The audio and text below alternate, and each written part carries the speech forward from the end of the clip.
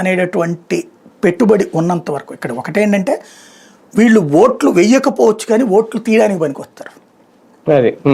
ఎందుకు వచ్చిన పెంట?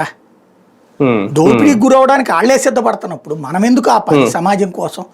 మీకు భవిష్యత్తు ఏం లేదండి. రాజకీయం ఎట్టా తయారైపోతుందంటే ఇప్పుడు రౌడీల్ని ప్రోత్సహిస్తున్నాం, ఫ్యాక్షనిస్టులను ప్రోత్సహిస్తున్నాం, దోపిడీని ప్రోత్సహించుకుంటున్నాం ఎవరి కాళ్లే. ఈ ప్రభుత్వాలకి ఏమిటి హ్యాపీ, మళ్ళీ ఆ పాత రోజులకి వెళ్తున్నాం మనం. పోనీ అంటే ఉన్న టికెట్ల రేట్ల మీద అదనపు భారం మోపడం ఒక రకంగా దోపిడీ అనేది కొంతమంది భావిస్తున్నారు. కూటమి ప్రభుత్వంలో పవన్ కళ్యాణ్ గారు ఉండడం వల్ల మాత్రమే అది జరుగుతుంది ఈ ట్రిప్ లో అని అనుకోవచ్చా?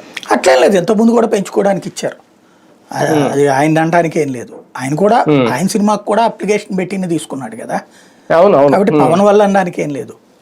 ఈజీగా పర్మిషన్స్ వచ్చేయడం అందరికీ వస్తానే సినిమాలకి, అది పవన్ కళ్యాణ్ వల్ల నేను కాదు, ఏ ప్రభుత్వం ఉన్నా వస్తూనే ఉంటాయి.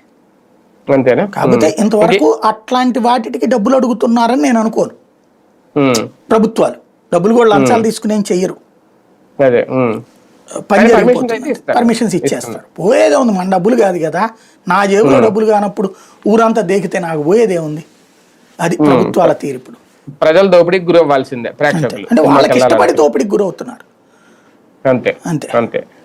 Right right. చూద్దాం. మొత్తానికి ఇప్పుడు సోషల్ మీడియాలో అయితే ఇదే హ్యాష్ ట్యాగ్స్ అయితే ఒక యుద్ధం అయితే నడుస్తోంది. ఆ సోషల్ మీడియా ప్రేక్షకులనే అనుకోవాలి.